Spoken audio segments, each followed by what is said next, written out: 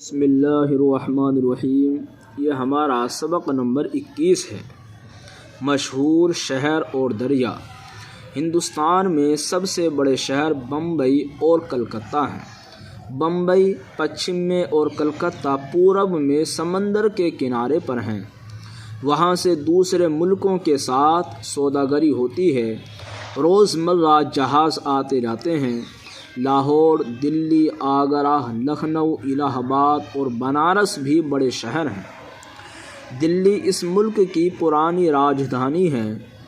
ہریدوار، الہ آباد اور بنارس گنگا کے کنارے اور متھرا جمنا کے کنارے تیرتھ گاہ ہیں۔ گنگا اور جمنا ہندوستان کے بیچ میں، یہ دونوں دریا الہ آباد کے نیچے مل کر ایک ہو گئے ہیں۔ نرمدا دکن میں، ستلج پنجاب میں، سندھ ہندوستان کے پچھم